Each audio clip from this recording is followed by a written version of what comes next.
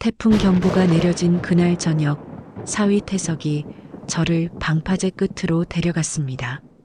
사진을 찍겠다며 핸드폰을 들더니 갑자기 제 어깨를 거칠게 밀었죠. 61세 정순, 평범한 어머니였던 제가 차가운 바닷물 속에서 죽음을 맞이할 줄 누가 알았겠습니까? 믿었던 사위의 손에 의해서 말입니다. 하지만 저는 살아남았습니다. 그리고 알게 되었죠. 사위가 저를 죽이려 한 진짜 이유를. 과연 무엇이 35세 청년을 어머니까지 죽이려는 괴물로 만들었을까요? 그날은 태풍 경보가 내려진 9월의 어느 저녁이었습니다. TV에서는 계속해서 태풍 경로와 강풍주의보를 방송하고 있었어요. 바람이 벌써부터 거세게 불어서 창문이 덜컹거렸죠. 그때 사위 태석이 집에 들어서더니 평소보다 더 밝은 목소리로 바다 구경을 가자고 제안했습니다. 이상했어요. 평소 태석은 이런 날씨에 외출을 권하는 타입이 아니었거든요. 오히려 조심스럽고 신중한 편이었죠. 딸 유리가 걱정스럽게 말했습니다. 오빠, 태풍 온다는데 괜찮아? 뉴스에서 외출 자제하라고 했잖아. 태석은 괜찮다며 잠깐만 다녀올 거라고 했어요. 목소리는 평소와 다름없이 다정했습니다. 하지만 뭔가 급해 보였어요. 마치 무언가에 쫓기는 듯한 느낌이었죠. 그래도 저는 의심할 이유가 없었습니다. 사위라는 게 친아들보다 더 잘해주는 경우가 많잖아요. 태석이 제 어깨를 살짝 두드리며 요즘 스트레스도 많고 답답하실 텐데 받아보시면서 마음 좀 달래시라고 했어요. 평소에 하던 다정한 제스처였죠. 그 손길이 나중에는 저를 죽음으로 밀어넣을 손인 줄 어떻게 알았겠어요. 차에 올라타는 순간부터 뭔가 이상했습니다. 태석이 계속 시간을 확인하더라고요. 핸드폰도 자꾸 들여다보고, 그리고 평소와 달리 말이 없었어요. 제가 무슨 일 있냐고 물어보니 그냥 일 생각이 좀 난다고 하더군요. 하지만 그의 손이 핸들을 잡은 모습이 어딘지 굳어 보였어요. 손가락 마디가 하얗게 보일 정도로 꽉 쥐고 있었거든요. 30분쯤 달려 도착한 곳은 평소 가던 바다가 아니었습니다. 외딴 방파제였어요. 주변에는 사람이 전혀 보이지 않았고 파도가 평소보다 훨씬 거세게 치고 있었습니다. 제가 여기가 어디냐고 물어보니 태석은 여기가 더 경치가 좋아서 어머니가 좋아하실 것 같다고 했어요. 하지만 솔직히 무서웠어요. 평소 같으면 절대 가까이도 안 갔을 곳이었거든요. 파도 소리도 으스스했고 주변이 너무 조용했습니다. 태석이 차에서 내리더니 사진을 찍자고 제안했어요. 이런 날씨에 위험하지 않겠냐고 했더니 괜찮다며 잠깐만이라고 하더군요. 태석이 핸드폰을 꺼내더니 저를 방파제 끝으로 안내했어요. 사진을 찍겠다며 돌아서라고 했습니다. 저는 태석을 향해 서 있었고 뒤로는 거센 바다가 펼쳐져 있었어요. 자, 어머니 웃으세요. 본격적인 이야기를 시작하기 전에 구독과 좋아요 한 번씩 눌러주시면 큰 힘이 됩니다. 영상을 끝까지 보시고 여러분의 솔직한 생각을 댓글에서 들려주세요. 그럼 오늘의 사연 시작합니다. 그 순간 태석이 갑자기 핸드폰을 내리더니 성큼 다가왔어요. 그리고 양손으로 제 어깨를 거칠게, 아니 힘껏 밀었습니다. 전혀 예상하지 못한 일이었죠. 순간 몸이 뒤로 밀리면서 균형을 잃었습니다. 그 짧은 순간 저는 태석의 얼굴을 봤어요. 평소의 다정한 미소는 온데간데 없었습니다. 대신 차갑고 결연한 표정이 있었죠. 마치 뭔가를 결심한 듯한 표정이었어요. 차가운 바닷물이 온몸을 덮쳤습니다. 9월 바다라고 해도 태풍 전이라 물이 차가웠어요. 숨이 막혔습니다. 물속에서 허우적거리며 위를 올려다봤어요. 태석이 가만히 서서 저를 내려다보고 있었습니다. 손을 내밀어 구해주려는 기색이 전혀 없었어요. 그냥 지켜보고 있을 뿐이었죠. 그 순간 깨달았습니다. 아, 이게 사고가 아니구나. 태석이 일부러 저를 밀었구나. 파도가 저를 연신 휘몰아쳤습니다. 거대한 물의 벽이 계속 덮쳐왔어요. 숨을 쉴 수가 없었습니다. 바닷물이 목구멍으로 들어와서 기침이 나왔고, 그럴수록 더 많은 물이 폐로 들어왔어요. 아, 이렇게 죽는구나. 그 생각이 머릿속을 스쳤습니다. 하지만 동시에 다른 생각도 들었어요. 죽을 수는 없어. 유리가 있잖아. 내 딸을 혼자 두고 갈 순 없어. 필사적으로 팔다리를 저었습니다. 수영을 잘하는 편은 아니었지만 살고 싶다는 일념으로 몸부림쳤어요. 파도에 밀려 이리저리 떠밀리다가 운 좋게 방파제 옆 철제 사다리를 발견했습니다. 차가운 철사다리를 필사적으로 붙잡았어요. 손가락이 너무 차가워서 감각이 없었지만 놓칠 수는 없었습니다. 간신히 물 밖으로 얼굴을 내밀고 숨을 쉬었어요. 위를 올려다보니 태석이 아직도 그 자리에 서 있었습니다. 저를 확인하고 있는 거였어요. 혹시 죽었나 확인하려는 듯 말이죠. 저는 사다리 아래 그늘진 곳으로 몸을 숨겼습니다. 태석이 저를 보지 못하도록요. 온몸이 덜덜 떨렸어요. 추위 때문이기도 했지만 무서움 때문이기도 했습니다. 얼마나 지났을까요? 태석의 목소리가 들렸어요. 어머니, 어머니, 어디 계세요? 연기였습니다. 완벽한 연기였어요. 마치 정말로 실종된 어머니를 애타게 찾는 사위의 목소리였죠. 목소리에 절망과 걱정이 가득했어요. 어머니, 대답해 주세요. 그 연기가 너무 완벽해서 소름이 돋았습니다. 만약 제가 정말 죽었다면 유리는 태석의 이 연기를 보고 진짜 사고라고 믿었을 거예요. 한참을 그렇게 어머니를 부르던 태석의 목소리가 멈췄습니다. 그리고 차 시동 소리가 들리더니 점점 멀어졌습니다. 태석이 떠난 거죠. 저를 완전히 죽은 것으로 확신하고 떠난 거였습니다. 밤이 깊어갔습니다. 파도는 여전히 거세게 치고 있었고 바람은 더욱 강해졌어요. 온몸이 얼어붙는 것 같았습니다. 젖은 옷이 바람에 말라가면서 더욱 차가워졌죠. 유리는 지금 뭘 하고 있을까? 태석이 집에 가서 뭐라고 말했을까? 상상만으로도 가슴이 아팠어요. 분명 태석은 집에 가서 어머니가 갑자기 사라지셨다고 말했을 거예요. 그럼 유리는 얼마나 놀라고 걱정했을까요? 새벽이 되어서야 구조의 손길이 나타났습니다. 어선을 준비하러 온 포구 선장 도연이 저를 발견한 거였어요. 여기 왜 계세요? 이게 무슨 일이에요? 도연은 58세의 든든한 체격을 가진 분이었어요. 해양구조대 출신이라 그런지 침착했습니다. 상황을 금세 파악하더라고요. 누군가 저를 바다에 밀어 넣었습니다. 누가요? 강도라도 만나셨어요? 아니요. 제 사위가요. 도연의 얼굴이 굳어졌습니다. 사위가요? 확실하세요? 네. 분명히 봤어요. 태석이 저를 밀었어요. 일부러요. 도연이 담요를 가져와 제 어깨에 둘러주며 말했습니다. 일단 몸부터 녹이세요.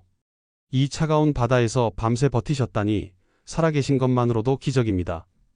그 따뜻한 담요와 도연의 말에 비로소 살았다는 실감이 났어요. 그리고 동시에 결심했습니다. 죽은 척 해야겠다고. 태석이 왜 저를 죽이려 했는지 알아낼 때까지는 절대 나타나지 말아야겠다고. 진실을 밝혀내기 전까지는 정수는 죽은 사람이어야 한다고 말이에요. 도연의 낡은 사무실에서 몸을 녹이며 상황을 정리하고 있는데 휴대폰이 윙윙거렸습니다.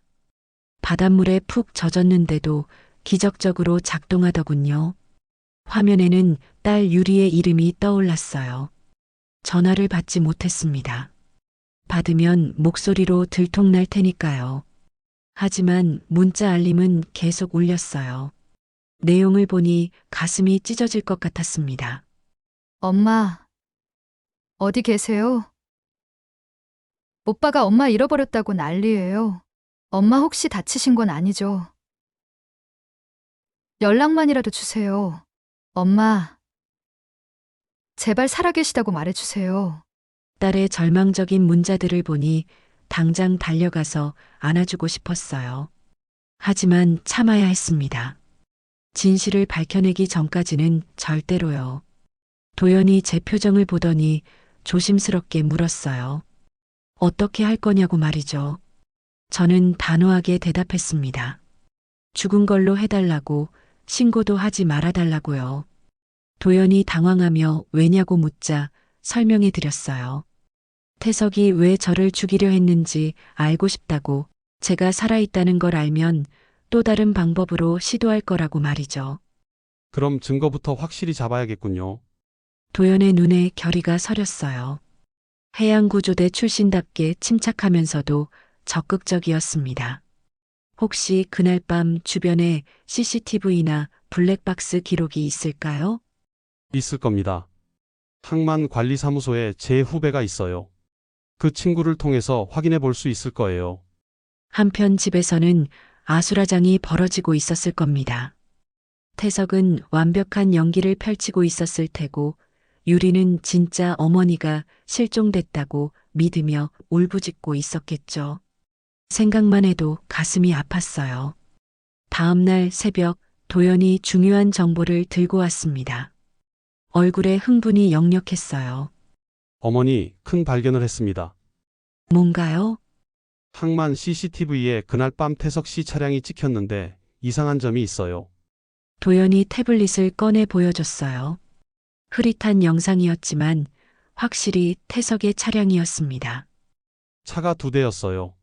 태석 씨 차 말고 검은색 SUV가 하나 더 있었습니다. 2대요? 네. 그리고 시간대도 정확히 일치해요.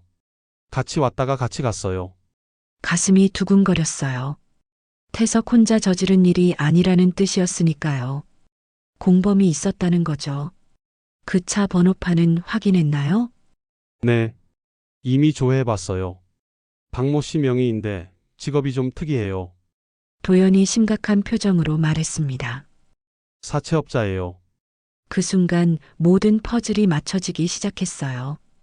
태석이 돈에 쪼들려서 저를 죽이려 했다는 거였죠. 하지만 구체적인 이유를 알아야 했습니다. 어떻게 그걸 알아내셨어요? 해양구조대에 있을 때 금융범죄 수사에도 참여한 적이 있어요. 그때 알게 된 경찰분이 도와주셨습니다. 도연이 작은 녹음기를 꺼냈어요. 이것도 그분이 구해준 겁니다. 며칠 전 태석 씨와 그 사채업자 사이의 통화 내용이에요. 재생 버튼을 누르자 태석의 목소리가 들렸어요. 평소의 다정한 목소리와는 전혀 달랐습니다. 떨리고 초조한 목소리였죠. 팀장님, 시간 좀 더 주세요. 정말 이번 주는 힘들 것 같습니다. 그 다음엔 거칠고 위협적인 남자 목소리가 들렸어요. 태석 씨, 약속은 약속이야. 전세보증금 구멍난 거 이번 주에 메워. 안 되면 진짜 가족까지 다친다니까. 알겠습니다. 꼭 준비하겠습니다. 방법이 없으면 사과로 내야지. 그래야 보증금 압류도 피하고 보험금도 받을 수 있고. 소름이 돋았어요. 사고라고 했지만 실제로는 살인을 의미하는 거였죠. 그것도 저를 대상으로 한 계획적인 살인 말이에요. 전세 사기당한 거군요. 그런 것 같아요. 보증금을 떼인 상태에서 사채까지 손댄 모양이에요. 이제 동기가 명확해졌습니다. 태석이 전세 사기를 당해 큰 빚을 졌고 사채업자들의 압박을 받고 있었던 거예요. 그래서 저를 죽여서 집을 상속받아 담보로 쓰려고 했던 거죠. 유리는 아무것도 몰랐을 거예요. 태석이 숨겼을 테니까요. 착한 딸이니까 알았다면 자기 적금이라도 깨서 도와줬을 텐데 말이죠. 그런데 제가 죽는다고 해서 바로 돈이 생기나요? 집이 어머니 명의죠? 상속받으면 유리 씨와 태석 씨 공동 소유가 되고 그럼 담보 대출이 가능해져요. 정말 치밀한 계산이었어요. 저를 죽이고 집을 담보로 돈을 빌려 빚을 갚으려던 거였죠. 그날 오후 유리가 도연에게 전화를 걸어왔어요. 목소리가 완전히 망가져 있었습니다. 해녀 동호회에서 연락드린다며 바다에서 휴대폰을 건졌는데 정순이라는 분 것 같다고 했어요. 영리한 핑계였죠. 제 폰을 되찾을 구실 말이에요. 1시간 후 유리가 달려왔습니다. 제 딸을 멀리서 보니 정말 마음이 아팠어요. 며칠 사이에 10년은 늙어 보였거든요. 눈은 퉁퉁 붓고 머리는 헝클어져 있었습니다. 유리가 폰을 확인하고는 흐느끼기 시작했어요. 정말 어머니 것이 맞다며 어디서 건졌는지 물어보더군요. 도연이 방파제 근처 바위 틈에서 건졌다고 답했어요. 물에 젖었지만 데이터는 살려낼 수 있을 거라고 하니 유리가 조금 희망적인 표정을 지었습니다. 혹시 다른 것도 더 찾을 수 있을까요? 최선을 다해보겠습니다.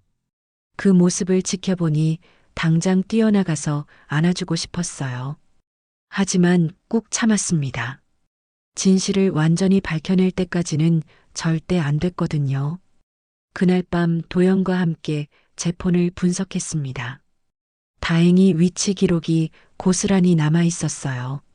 마지막 신호는 방파제에서 끊어져 있었죠. 이제 태석 씨 폰 기록을 확인해야겠어요. 어떻게요? 유리 씨를 통해서요. 수색에 도움이 된다고 하면 거부하지 않을 거예요. 어려운 부탁이었지만 해볼만 했습니다. 다음 날 도연이 유리에게 연락했어요. 실종자 수색에 도움이 될 수 있으니 그날 태석 씨 위치 기록을 보여달라고 했죠. 몇 시간 후 유리가 스크린샷을 보내왔어요. 그 내용을 보고 저희는 깜짝 놀랐습니다. 태석의 핸드폰이 방파제에서 무려 23분이나 머물렀던 거예요. 단순히 사진만 찍고 올 거라면 5분이면 충분한데 말이죠. 더 충격적인 건 카카오톡 백업에서 발견한 메시지였어요. 태석이 누군가에게 보낸 내용이었는데 방파제로 출발하기 1시간 전에 어머니 모시고 바다 구경 다녀오겠습니다라고 적혀 있었거든요. 완전히 계획된 범행이었다는 확실한 증거였습니다. 증거들이 하나씩 모이면서 태석의 정체가 서서히 드러나고 있었습니다. 하지만 아직 결정적인 퍼즐 조각이 부족했어요. 왜 하필 지금이었을까요? 왜 다른 방법은 생각하지 않았을까요? 도연이 심각한 표정으로 새로운 정보를 가져왔습니다. 어머니, 태석 씨를 따라온 그 검은색 SUV 주인을 더 자세히 조사해봤어요. 뭘 알아내셨나요? 박 팀장이라는 사람인데 단순한 사채업자가 아니에요. 조직적으로 움직이는 고리대 금업자입니다. 도연이 태블릿을 보여줬어요. 박 팀장의 사진이 나왔는데 40대 후반에 뚱뚱하고 험악하게 생긴 남자였습니다. 경찰 데이터베이스의 협박, 상해, 전과가 여러 건 있다고 하더군요. 소름이 돋았어요. 태석이 이런 사람들과 엮여 있었다니. 그리고 그 사람들의 지시로 저를 죽이려 했다니. 도연이 또 다른 녹음 파일을 재생했습니다. 이번에는 며칠 더 전의 통화 내용이었어요. 태석아, 이번이 마지막이야. 2억을 언제까지 갚을 거야? 박 팀장의 거친 목소리가 들렸습니다. 팀장님, 정말 시간만 조금 더 주세요. 시간. 벌써 3개월 넘게 길었잖아. 이자만 해도 5천만 원이 넘어. 태석의 목소리가 점점 절망적으로 변했어요. 박 팀장은 구체적인 해결책을 제시했습니다. 어머니가 혼자 사는데 그 집이 3억은 될 테니 사고 한 번 나면 모든 게 해결된다는 식으로 말이죠. 바다 사고가 제일 깔끔해. 태풍 시즌이니까 자연스럽잖아. 미쳤어요? 그런 일은 절대 못해요. 그럼 유리까지 다칠 수도 있어. 선택은 네가 해. 노골적인 협박이었습니다. 태석을 궁지로 몰아넣고 저를 죽이도록 강요한 거였죠. 도연이 또 다른 파일을 재생했어요. 이번에는 태석이 누군가와 통화하는 내용이었습니다. 상대방은 태석의 친구인 것 같았어요. 형, 정말 다른 방법은 없을까요? 야, 너 2억이 어디 하늘에서 떨어지는 줄 알아? 그 놈들한테 걸리면 너희 가족 다 죽어. 그래도 어머니를. 어머니도 어머니지만 유리 생각해봐. 임신한 거 알고 있지? 그 말에 저는 깜짝 놀랐어요. 유리가 임신했다고요? 언제부터였을까요? 왜 저한테는 말하지 않았을까요? 3개월 됐잖아. 그 놈들이 유리한테 손대면 어쩔 거야? 그제서야 태석의 절박함을 조금 이해할 수 있었어요. 아내와 뱃속의 아이를 지키기 위해 어머니를 희생시키려 했던 거였죠. 물론 이해한다고 해서 용서할 수는 없었지만요. 도연이 충격적인 사실을 더 알려줬어요. 박 팀장이 태석에게 보험 가입을 권했던 기록이 있다는 거였어요. 3개월 전에 태석 명의로 저를 대상으로 한 생명보험에 가입했다고 했습니다. 보험금이 5억이었어요. 머릿속이 하얘졌어요. 집 3억에 보험금 5억까지 합치면 8억이었습니다. 2억 빚을 갚고도 6억이 남는 거였죠. 완전히 계획적인 살인이었군요. 그렇습니다. 박 팀장이 모든 걸 설계했어요. 전세 사기 피해자를 노린 거죠. 더 무서운 건 이런 사건이 태석만의 일이 아닐 수도 있다는 거였어요. 전세 사기 피해자들을 이용해서 가족을 죽이게 만드는 조직적인 범죄일 수도 있었거든요. 그날 오후 유리가 또 전화를 걸어왔어요. 이번에는 목소리가 이상했습니다. 두려움이 섞여 있었어요. 어젯밤에 집 앞에 모르는 사람들이 와서 서성거렸다고 하더군요. 박 팀장 일당이었을 겁니다. 태석이 너무 이상하다며 계속 짐을 정리하고 어디론가 떠나자고 한다고 했어요. 외국으로 나가서 잠시 머물자고 한다는 거였어요. 도망가려는 거였어요. 시간이 촉박했습니다. 태석이 도망가기 전에 결정적인 증거를 잡아야 했어요. 유리에게 물어보니 태석이 최근에 처음 보는 무서운 아저씨와 카페에서 만났다고 하더군요. 박 팀장이었을 겁니다. 그리고 요즘 밤에 자주 전화를 받으면서 베란다로 나가서 작은 목소리로 얘기한다고 했어요. 모든 퍼즐이 맞춰지고 있었어요. 도연이 말했습니다. 어머니, 이제 직접 나서야 할 때인 것 같아요. 무슨 뜻이죠? 태석 씨를 직접 만나서 자백을 받아내는 거예요. 녹음하면서 말이죠. 위험한 제안이었어요. 하지만 다른 방법이 없었습니다. 태석이 도망가기 전에 진실을 밝혀내야 했으니까요. 미끼가 필요해요. 태석 씨가 절대 거부할 수 없는 미끼 말이에요. 도연의 눈에 결의가 서렸습니다. 이제 본격적인 작전이 시작되는 거였어요. 다음 날 새벽 5시 도연의 긴급 전화로 잠에서 깼습니다. 목소리가 긴장되어 있었어요. 어머니, 응급 상황입니다. 지금 당장 오세요. 무슨 일이에요? 박 팀장 일당이 움직이기 시작했어요. 급히 도연의 사무실로 향했습니다. 도연이 보여준 CCTV 화면에는 충격적인 장면이 펼쳐져 있었어요. 새벽 3시경 검은색 차량 2대가 유리의 집 앞에 나타났던 겁니다. 차에서 남자 4명이 내렸어요. 30분 정도 집 주변을 서성거리다가 갔습니다. 화면 속 남자들은 명백히 조직 폭력배 같아 보였어요. 덩치도 크고 움직임도 위협적이었습니다. 아직 새벽이라 유리를 깨우지는 못했지만 명백한 협박이라고 했어요. 가슴이 철렁했어요. 이제 딸까지 위험에 처한 거였죠.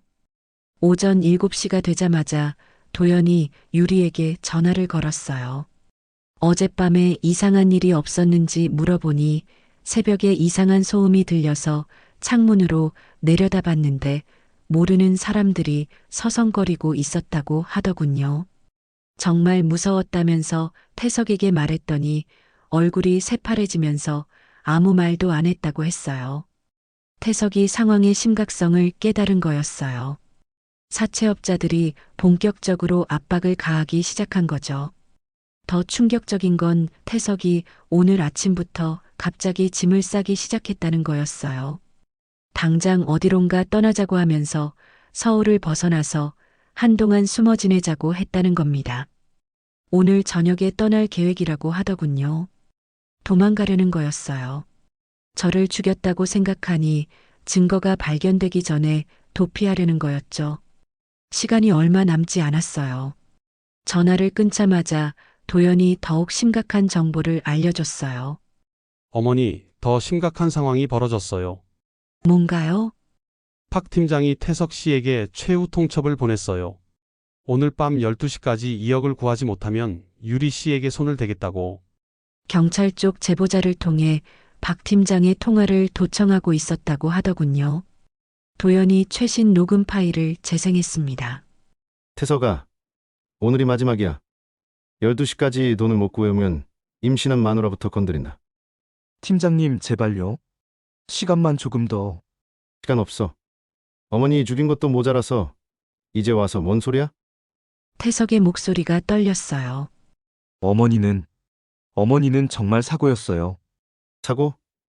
웃기지 마. 내가 밀어서 죽인 거잖아. 통화가 끊어진 후 저는 온몸에 소름이 돋았습니다. 이제 정말 시간이 없었어요. 어머니, 더 이상 기다릴 수 없어요. 지금 당장 행동해야 합니다. 어떻게요? 태석 씨를 직접 만나서 자백을 받아내는 거예요. 도연이 계획을 설명했어요. 유리를 통해서 태석을 유인하는 거였죠. 어머니의 유품 중에 중요한 게 더 발견됐다고 거짓말하는 거였어요. 어떤 유품이요? 편지요. 어머니가 태석 씨에 대해 쓴 편지가 있다고 하는 거예요. 태석은 혹시 자기 범행에 대한 증거가 적혀 있을지 모르니까 올 수밖에 없을 거라고 했어요. 오후 2시 작전이 시작됐습니다. 도연이 유리에게 전화를 걸었어요. 유리 씨, 중요한 발견이 있었어요. 뭔가요? 어머니가 쓰신 편지를 바다에서 건졌어요. 방수봉투에 들어있어서 글씨가 선명해요. 유리가 흥분하면서 바로 가겠다고 했습니다.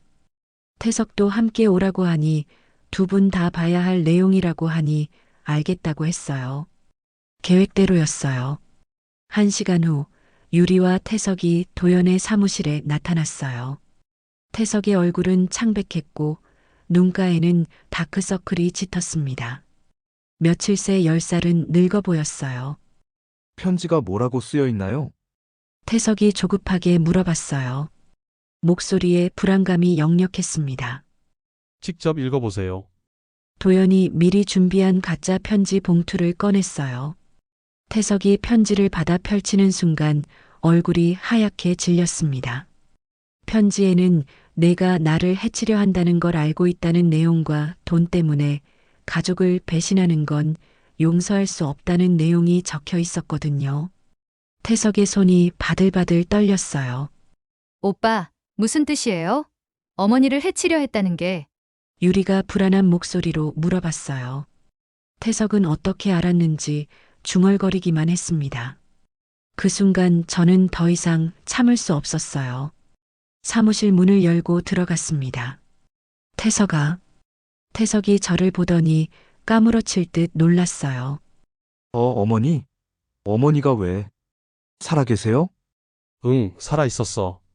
유리가 소리쳤어요. 엄마가 살아계셨어요. 딸이 저에게 달려와 안겼어요. 하지만 태석은 여전히 패닉 상태였습니다. 그럴 리가. 분명히 바다에. 바다에 밀어서 죽이려고 했지? 이제 더 이상 숨길 수도 없었고 도망갈 수도 없었습니다. 모든 게 탄로난 거였으니까요. 태석이 제 모습을 본 순간부터 완전히 무너지기 시작했습니다. 얼굴은 새하얗게 질렸고 온몸이 부들부들 떨렸어요. 마치 유령을 본 것처럼 말이죠. 분명히 바다에서 죽었을 거라고 확신했던 사람이 살아서 눈앞에 나타났으니 그럴 만도 했어요. 유리는 저를 붙잡고 계속 울고 있었습니다. 며칠간 얼마나 걱정했을지 생각하니 가슴이 아팠어요. 하지만 지금은 감정에 휩쓸릴 때가 아니었습니다. 태석으로부터 완전한 자백을 받아내야 했거든요. 도연이 미리 설치해둔 녹음기가 모든 걸 기록하고 있었어요. 태석의 반응, 당황하는 모습, 그리고 앞으로 나올 자백까지 모든 게 증거로 남을 거였습니다. 태석이 드디어 입을 열었어요. 어머니, 정말 죄송합니다. 어떻게 용서를 구해야 할지. 목소리가 떨리고 있었습니다. 하지만 저는 냉정하게 물어봤어요. 왜 그런 일을 했지? 태석이 고개를 떨구며 모든 걸 털어놓기 시작했습니다. 전세 사기를 당했어요. 2억이 날아갔습니다. 보증금을 떼인 상태에서 생활비까지 부족해져서 사채에 손을 댔다고 하더군요. 처음에는 잠깐만 빌릴 생각이었는데 이자가 눈덩이처럼 불어났다고 했어요. 박 팀장을 만난 건 지인의 소개였다고 했습니다. 처음에는 친절하게 돈을 빌려줬는데 갚을 날이 다가오자 본색을 드러냈다고 하더군요. 돈을 못 갚으면 가족까지 해치겠다고 협박했어요. 그리고 가장 충격적인 건 유리의 임신 사실이었어요. 3개월 된 아이가 있다는 걸 박 팀장이 알고 있었다는 겁니다. 임신한 아내와 뱃속의 아이까지 위험에 처하게 되니 태석으로서는 선택의 여지가 없었던 거죠. 박 팀장이 구체적인 방법까지 제시했다고 했어요. 태풍이 오는 날 바다에서 사고를 위장하라고 했다는 겁니다. 파도가 거세니까 자연스럽게 실종으로 처리될 거라고 했다더군요. 그리고 어머니 명의 집과 생명보험으로 8억을 만들 수 있다고 계산까지 해줬어요. 태석이 눈물을 흘리며 말했어요. 정말 하기 싫었어요. 하지만 다른 방법이 없었어요. 유리와 아이를 지키려면. 막상 실행에 옮기려니 무서웠다고 했어요. 저를 바다에 밀어넣고 나서도 정말 죽을까봐 걱정됐다고 하더군요. 그래서 박 팀장에게는 성공했다고 거짓말했어요. 하지만 마음 한편으로는 어머니가 살아있기를 바랐어요. 유리가 충격을 받아서 주저앉았어요. 오빠, 어떻게 이럴 수가 있어? 믿었던 남편이 어머니를 죽이려고 시도했다는 사실을 받아들이기 힘들어했습니다. 태석이 유리에게 다가가려고 했지만 유리는 물러서더군요. 유리야, 미안해. 정말 미안해. 하지만 유리는 돌아보지도 않았습니다. 이제 더 이상 같은 공간에 있기도 싫다는 표정이었어요. 도연이 태석에게 물어봤어요. 혼자서 계획한 일이에요? 태석이 고개를 저었어요. 아니요. 박 팀장이 모든 걸 기획했어요. 저는 시키는 대로 했을 뿐이에요. 심지어 그날 밤에 박 팀장이 직접 현장에 와서 감시했다고 했어요. 만약 계획이 실패하면 박 팀장 일당이 직접 나서서 저를 처리할 예정이었다고 했습니다. 저는 태석에게 물어봤어요. 정말 다른 방법은 없었어? 경찰에 신고하거나 가족들과 상의하거나. 경찰에 신고하면 더 위험해진다고 협박했어요. 가족들에게 말하면 모두가 위험해진다고. 특히 임신한 유리가 가장 위험하다고 했어요. 결국 태석은 어머니 한 명을 희생시켜서 가족 전체를 구하려고 했던 거였어요. 냉혹한 계산이었지만 태석 나름대로는 최선의 선택이라고 생각했던 모양이에요. 하지만 그 모든 변명을 들어도 저는 태석을 용서할 수 없었어요. 아무리 절망적인 상황이라고 해도 가족을 죽이려고 시도하는 건 용서받을 수 없는 일이었거든요. 태석 씨, 지금까지 한 얘기가 모두 녹음됐어요. 도연이 녹음기를 보여주며 말했습니다. 이제 경찰에 신고할 겁니다. 태석이 고개를 끄덕였어요. 네. 당연히 벌 받아야죠. 제가 한 일은 변명의 여지가 없어요. 그런데 바로 그 순간 사무실 문이 거칠게 열리며 박 팀장이 사무실로 들어오는 순간 공기가 얼어붙었습니다. 40대 후반의 뚱뚱한 체구에 험악한 인상을 가진 남자였어요. 뒤따라 들어온 부하들도 모두 덩치가 큰 조직 폭력배 같았습니다. 이들이 바로 태석을 궁지로 몰아넣고 저를 죽이라고 협박한 장본인들이었어요. 태석아, 여기서 뭐 하고 있어? 연락도 안 받고. 박 팀장이 태석을 보더니 소리를 질렀어요. 태석은 완전히 위축돼서 벌벌 떨고만 있었어요. 몇 달간 이들에게 시달리면서 완전히 무력해진 모습이었습니다. 팀장님, 그게 뭔 소리야? 12시까지 하고 했잖아. 박 팀장의 시선이 저에게 향했어요. 의심스러운 눈빛으로 저를 위아래로 훑어보더니 물어봤습니다. 이 할머니가 누구야? 분명히 죽었다고 했는데 왜 여기 있어? 태석의 거짓말을 눈치챈 거였어요. 태석이 더욱 심하게 떨기 시작했습니다. 거짓말이 들통난 것도 무서웠지만 저희가 모두 위험에 처할 수 있다는 게 더 무서웠을 거예요.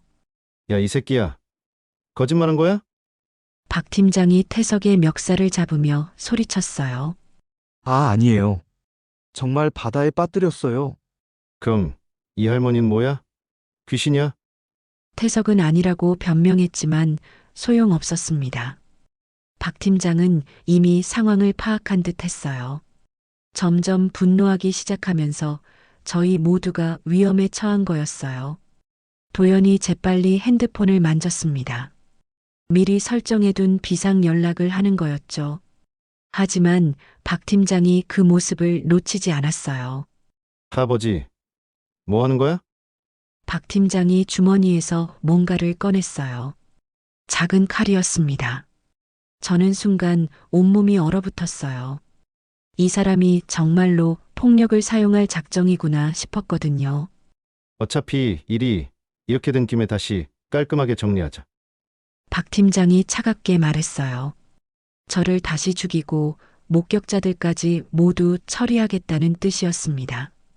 부하들도 위협적으로 저희를 둘러쌌어요. 유리가 제 뒤로 숨었습니다. 임신 3개월인 딸이 이런 위험에 처하게 되니 가슴이 찢어지는 것 같았어요. 도연은 저희를 보호하려고 앞으로 나섰지만 상대가 너무 많았습니다. 잠깐, 이런 식으로 하면 안 됩니다. 도연이 말했지만 박 팀장은 들을 생각이 없어 보였어요. 닥쳐, 할아버지. 이도 입막음해야겠네. 박 팀장이 도연을 거칠게 밀치며 말했어요. 이제 상황이 완전히 걷잡을 수 없게 된 거였어요. 이들은 이미 여러 번 사람을 해친 경험이 있었고 저희를 처리하는 것도 그들에게는 일상적인 일일 수 있었습니다. 그때 태석이 갑자기 일어섰습니다. 그리고 박 팀장 앞을 막아섰어요. 안 돼요. 어머니는 건드리지 마세요. 몇 달간 이들에게 굴복하며 살았던 태석이 처음으로 저항하는 순간이었어요. 하지만 그 용기도 잠깐이었습니다. 뭐? 이 새끼가 지금 나한테 대들어? 박 팀장이 태석을 거칠게 밀쳤습니다. 태석이 벽에 부딪혀 쓰러졌어요. 머리를 부딪혔는지 이마에서 피가 흘렀습니다. 오빠, 유리가 소리쳤지만 태석은 쉽게 일어나지 못했습니다. 박 팀장의 힘이 얼마나 센지 알 수 있었어요. 박 팀장이 저에게 다가왔습니다. 눈에는 냉혹함만 가득했어요. 이 사람에게는 인간의 생명이 그저 돈벌이 수단에 불과했던 거죠. 할머니, 미안하지만 다시 바다 구경 가셔야겠어요. 그 말에 소름이 돋았어요. 하지만 그 순간 사무실 문이 거칠게 열렸어요. 경찰이다! 모두 손들어! 도연이 미리 연락한 경찰들이 우르르 들어왔습니다. 권총을 든 경찰관들이 박 팀장 일당을 향해 소리쳤어요. 움직이지 마! 무기 버려! 박 팀장과 부하들은 순식간에 제압당했습니다. 갑작스러운 상황에 당황한 박 팀장이 발악했지만 이미 늦었어요. 뭐야 이거? 왜 경찰이 여기에? 박 팀장이 소리쳤지만 경찰은 냉정하게 대답했어요. 박모 씨, 사채업과 협박, 살인교사 혐의로 긴급 체포합니다. 수갑이 채워지는 소리가 들렸어요. 이제야 안전해졌다는 생각이 들었습니다. 태석도 함께 체포됐어요. 하지만 이상하게도 마음이 후련했습니다. 드디어 모든 진실이 밝혀진 거였으니까요. 어머니, 태석이 연행되면서 저를 봤어요. 눈에는 진짜 후회가 담겨 있었습니다. 정말 죄송합니다.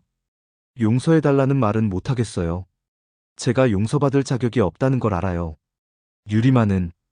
유리와 아이만은 잘 부탁드려요.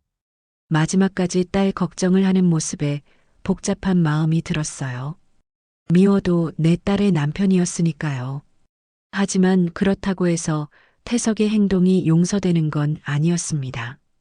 경찰서에서 조서를 작성하는 과정은 길었습니다. 모든 증거가 확실했기 때문에 수사는 빠르게 진행됐어요. 녹음 파일, CCTV 기록, 위치 추적 기록, 그리고 현장에서의 자백까지 완벽한 증거였죠. 도연이 해양구조대 출신이라는 점도 큰 도움이 됐어요. 경찰들이 도연을 신뢰했고 저희의 증언을 믿어줬습니다. 또한 도연이 사전에 경찰과 협력해서 수집한 증거들이 결정적인 역할을 했어요. 담당 형사가 설명해 줬습니다. 이번 사건은 단순한 개인 범죄가 아닙니다. 박 씨 일당이 조직적으로 전세 사기 피해자들을 노린 것 같아요. 정말 소름 돋는 일이었어요. 저희만 당한 게 아니라 전국에 비슷한 피해자들이 더 있을 수도 있다는 뜻이었거든요. 비슷한 수법으로 3건 더 발생했는데 그중 2건은 정말로 가족이 사망했습니다. 제가 살아남지 못했다면 태석은 영원히 이들의 노예가 됐을 거고 다른 무고한 가족들도 희생됐을 거였어요. 며칠 후 검찰에서 연락이 왔습니다. 태석은 살인미수로, 박 팀장 일당은 살인교사와 협박, 불법 사채업으로 기소됐다고 했어요. 특히 박 팀장은 조직적으로 전세 사기 피해자들을 노린 범죄로 가중처벌을 받을 예정이라고 했습니다. 유리는 며칠간 충격에서 벗어나지 못했어요. 말도 제대로 못하고 지냈습니다. 믿었던 남편이 어머니를 죽이려 했다는 사실을 받아들이기 힘들어했겠죠. 엄마, 저 어떻게 해야 해요? 유리가 처음으로 입을 열었어요. 천천히 생각해봐. 급할 것 없어. 오빠를 용서해야 할까요? 어려운 질문이었어요. 저도 확실한 답을 줄 수 없었거든요. 용서는 내가 결정할 일이야. 하지만 잊지는 마라. 같은 일이 반복되지 않도록. 유리가 고개를 끄덕였어요. 이제 혼자서도 강하게 살아가야 할 때가 온 거였죠. 이번 일을 통해 많이 성장한 것 같았어요. 경찰이 박 팀장 일당을 체포한 후에도 긴장이 완전히 풀리지는 않았어요. 아직 재판이 남아 있었고 이들이 어떤 처벌을 받을지 지켜봐야 했거든요. 더 중요한 건 유리가 이 모든 충격에서 회복할 수 있을지 걱정됐어요. 며칠 후 담당 검사로부터 연락이 왔습니다. 사건이 언론에 큰 관심을 받고 있다고 하더군요. 전세 사기 피해자를 이용한 조직적 범죄라는 점에서 사회적 파장이 크다는 거였어요. 어머니, 이번 사건은 단순한 개인 범죄가 아닙니다. 검사가 심각한 표정으로 말했어요. 박 팀장 일당이 전국적으로 이런 수법을 써왔던 것 같아요. 전세 사기 피해자들을 노려서 가족을 살해하도록 부추긴 사례가 더 있을 수 있습니다. 소름이 돋았어요. 저희 가족만의 일이 아니었다는 거였죠. 전국의 태석 같은 피해자들이 더 있을 수도 있다는 뜻이었어요. 도연이 추가 정보를 알려줬습니다. 경찰 수사 결과 박 팀장 일당이 최근 3년간 비슷한 수법으로 7건의 사건을 벌였다는 거였어요. 그중 3건은 실제로 가족이 살해당했다고 했습니다. 정말 끔찍한 일이에요. 어머니께서 살아계셔서 이 조직의 실체가 드러난 거예요. 제가 살아남지 못했다면 태석은 영원히 이들의 노예가 됐을 거고 다른 피해자들도 계속 생겨났을 거였어요. 생각만 해도 끔찍했습니다. 재판 준비 과정에서 더 충격적인 사실들이 드러났어요. 박 팀장이 태석에게 접근한 것도 우연이 아니었다는 겁니다. 전세 사기 피해자 명단을 미리 확보해서 의도적으로 타겟을 정했다는 거였어요. 변호사가 설명해 줬어요. 박 팀장은 전세 사기 피해자들의 심리를 완전히 파악하고 있었어요. 절망적인 상황에서 어떤 선택을 할지 계산했던 거죠. 정말 치밀한 계획이었네요.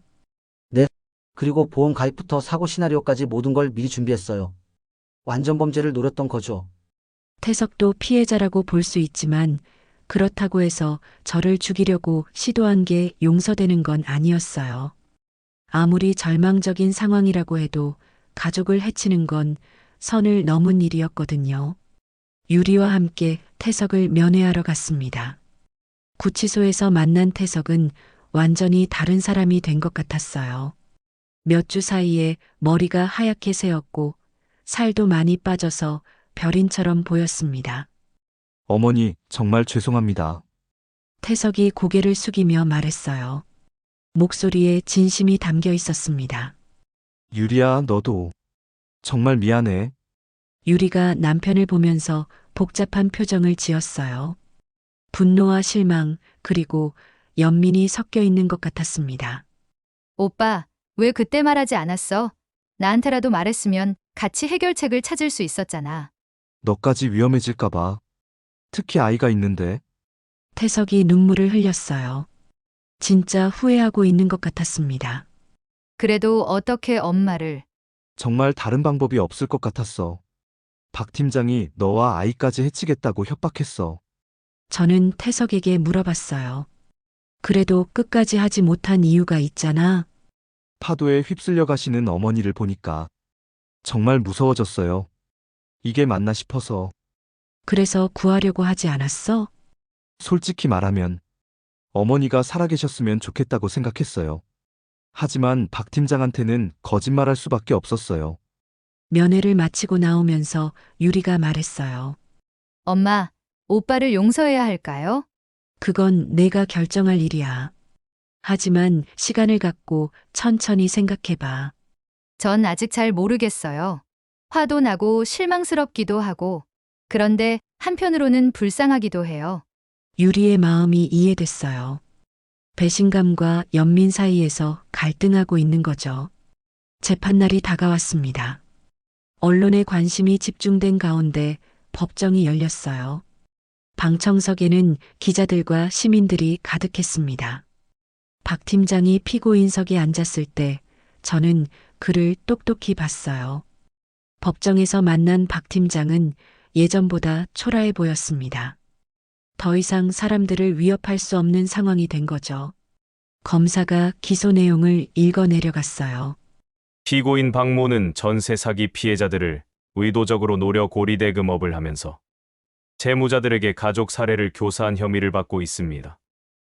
또한 피고인 김태석은 박모의 교사를 받아 장모인 피해자를 살해하려고 시도한 혐의를 받고 있습니다. 재판이 진행되면서 더 많은 진실이 드러났어요.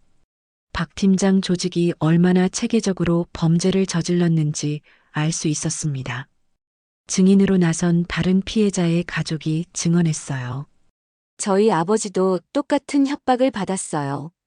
결국 어머니를 직접 손으로. 법정이 숙연해졌습니다. 박 팀장 일당의 범죄가 얼마나 참혹했는지 모두가 깨달았어요.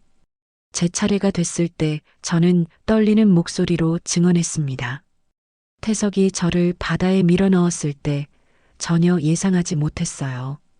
가족이라고 믿었는데. 하지만 태석도 어떤 면에서는 피해자라고 생각해요. 박 팀장 같은 악질들이 절망적인 사람들을 이용해서 범죄를 저지르게 만든 거니까요. 판사가 최종 선고를 내렸어요. 피고인 박모, 조직적으로 살인을 교사하고 고리대금업을 한 혐의로 징역 15년을 선고합니다. 피고인 김태석, 살인미수 혐의로 징역 7년을 선고합니다. 판결이 나온 후 법정 밖에서 기자들이 몰려들었어요. 하지만 저는 조용히 빠져나왔습니다. 이제 정말 모든 게 끝난 것 같았어요. 재판이 끝난 지 6개월이 흘렀습니다. 태석은 징역 7년을 선고받고 교도소에서 복역 중이고 박 팀장은 15년형을 받아 오랫동안 사회와 격리됐어요. 언론의 관심도 점차 사그라들면서 저희 가족에게도 평온이 찾아왔습니다. 하지만 그 평온 속에서도 변화는 계속되고 있었어요. 가장 큰 변화는 유리였습니다. 남편의 배신을 경험한 후 완전히 새로운 사람이 된 것 같았어요. 예전보다 훨씬 강해졌고 독립적으로 변했습니다. 엄마, 이제 정말 끝난 거죠? 유리가 차분한 목소리로 물어봤어요. 예전의 의존적이고 순한 모습은 사라지고 현실을 직시하는 성숙함이 느껴졌습니다. 응, 이제 끝났어. 오빠와는 이혼 절차를 밟을 거예요. 유리의 결정이었어요. 몇 달간 고민한 끝에 내린 결론이었죠. 그래도 될까? 뱃속에 아이도 있는데. 네. 더 이상 같이 살 수 없어요. 신뢰가 완전히 깨졌어요. 유리의 목소리에는 확신이 들어 있었어요. 이번 일을 통해 정말 많이 성장한 것 같았습니다. 도연 선장님과는 더욱 깊은 인연을 맺게 됐어요. 이번 사건을 함께 해결하면서 든든한 동반자가 된 거죠. 도연이 제안한 새로운 일에 참여하게 됐는데 바로 전세 사기 피해자들을 돕는 상담 모임이었어요. 어머니, 이런 일을 겪은 분이 직접 상담해 주시면 더 큰 도움이 될 거예요. 제가 할 수 있을까요? 물론이죠. 어머니만큼 이 문제를 깊이 이해하는 분이 또 있겠어요? 매주 토요일마다 작은 커뮤니티 센터에서 상담 모임을 열었습니다. 전세 사기를 당한 분들, 사채에 시달리는 분들, 그리고 가족 간의 갈등을 겪는 분들이 찾아왔어요. 첫 상담 때 만난 김 씨 부부는 저희와 비슷한 상황이었어요. 전세 사기를 당한 후 사채업자들의 협박을 받고 있다는 거였습니다. 저희도 비슷한 제안을 받았어요. 처가에서 사고를 내라고. 남편이 떨리는 목소리로 말했어요. 절대 그런 생각하지 마세요. 제가 단호하게 말했습니다. 돈 때문에 가족을 해치려는 생각은 절대 하면 안 돼요. 반드시 다른 방법이 있어요. 하지만 협박이 너무 심해서. 경찰에 신고하세요. 그리고 법률구조공단에도 연락해 보세요. 혼자 끙끙 앓지 마시고. 상담을 통해 많은 분들이 절망에서 벗어나는 모습을 보니 보람을 느꼈어요. 제가 겪은 끔찍한 경험이 다른 사람들에게는 희망이 되고 있었거든요. 어느 날 태석에게서 편지가 왔습니다. 교도소에서 쓴 편지였는데 매우 정중하고 진실한 내용이었어요. 편지에는 감옥에서의 생활과 반성하는 마음이 담겨 있었습니다.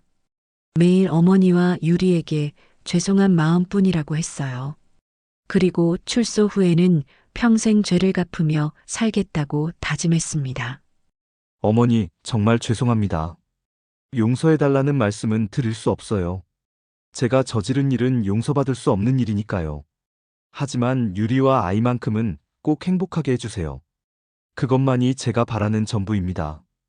편지를 읽으면서 복잡한 감정이 들었어요. 여전히 미워하는 마음도 있었지만 한편으로는 진심으로 반성하고 있다는 생각도 들었습니다. 유리에게 편지를 보여줬어요. 오빠가 편지를 보냈네. 유리가 편지를 읽더니 한참을 생각에 잠겼어요. 엄마, 전 아직 오빠를 용서할 마음의 준비가 안 됐어요. 그래도 돼. 급할 것 없어. 하지만 미워하지도 않아요. 그냥 무덤덤해요. 그것도 하나의 감정이야. 유리가 출산 예정일이 다가왔습니다. 혼자서 아이를 키우겠다는 결심을 굳혔어요. 경제적으로는 제가 도와주기로 했고, 육아도 함께 하기로 했습니다. 엄마, 이제 저랑 같이 살까요? 그래도 될까? 네. 이번 일로 깨달았어요. 가족이 얼마나 소중한지. 유리의 제안을 받아들였어요. 오랜만에 가족이 함께 사는 집이 생긴 거였죠. 몇 달 후 유리가 건강한 아들을 낳았습니다. 아이를 보는 순간 가슴이 벅차올랐어요. 이 모든 어려움을 겪고 나서 얻은 소중한 생명이었거든요. 할머니, 이름을 뭘로 지을까요? 내가 정해. 도훈이는 어때요? 많은 분들의 도움을 받아서 태어난 아이니까. 좋은 이름이네. 아이를 키우면서 유리는 더욱 강해졌어요. 혼자서도 충분히 아이를 돌볼 수 있었고 앞으로의 계획도 세웠습니다. 엄마, 전 아이가 좀 더 크면 직업 교육을 받을 거예요. 무슨 교육? 사회복지사 공부를 하려고요. 엄마처럼 어려운 상황에 있는 분들을 도와주고 싶어요. 정말 대견했어요. 어려움을 겪은 후 더 나은 사람이 된 거죠. 어느 날 상담 모임에 특별한 손님이 찾아왔습니다. 예전에 상담했던 김 씨 부부였는데 이번에는 다른 피해자를 데려온 거였어요. 정순 선생님 덕분에 저희가 위기를 넘겼어요. 이분도 도와주세요. 새로운 분은 30대 남성이었는데 전세 사기를 당한 후 극단적인 생각까지 하고 있다고 했어요. 선생님, 정말 살 방법이 없을까요? 있어요. 반드시 있어요. 제가 확신에 찬 목소리로 말했습니다. 저도 죽을 뻔했어요. 하지만 포기하지 않고 버텼더니 길이 보이더라고요. 그분과 긴 시간 상담하면서 구체적인 해결책을 제시해 드렸어요. 법적 대응 방법부터 정부 지원책까지 상세히 알려드렸죠. 집으로 돌아가는 길에 바다가 보였습니다. 예전에는 무서웠던 바다가 이제는 그저 평범한 풍경으로 보였어요. 더 이상 두렵지 않았습니다. 그 바다에서 죽을 뻔했지만 결국 살아남았고 진실을 밝혀냈으니까요. 그리고 그 경험이 다른 사람들에게는 희망이 되고 있었거든요. 가끔 태석이 보내는 편지를 받을 때면 복잡한 마음이 들어요. 아직 용서할 마음은 없지만 미워하지도 않습니다. 그냥 불쌍할 뿐이죠. 돈에 눈이 멀어서 가장 소중한 것들을 잃어버린 사람이니까요. 하지만 저는 행복합니다. 딸과 손자와 함께 평화로운 나날을 보내고 있고 어려운 분들을 도우면서 보람도 느끼고 있어요. 무엇보다 진실이 승리했다는 것이 가장 큰 위안이 됩니다. 긴 이야기 끝까지 들어주셔서 정말 감사합니다. 이 이야기를 통해 여러분께 전하고 싶은 메시지가 있어요. 아무리 어려운 상황에 처해도 가족을 해치려는 생각은 절대 해서는 안 된다는 것입니다. 돈은 잃어도 다시 벌 수 있지만 한번 깨진 신뢰와 사랑은 되돌릴 수 없거든요. 그리고 혹시 지금 전세 사기나 사채 때문에 고민이신 분들이 계시다면 혼자 끙끙 앓지 마시고 주변에 도움을 요청하세요. 정부 지원책도 많고 법적 해결 방법도 있으니까요. 마지막으로 여러분께 질문을 하나 드리고 싶어요. 만약 여러분이 제 딸 유리의 상황이었다면 어떤 선택을 하셨을까요? 용서했을까요? 아니면 완전히 선을 그었을까요? 댓글로 여러분의 생각을 들려주세요. 이 이야기가 좋으셨다면 구독과 좋아요 눌러주세요. 여러분의 관심이 더 좋은 이야기를 만드는 원동력이 됩니다.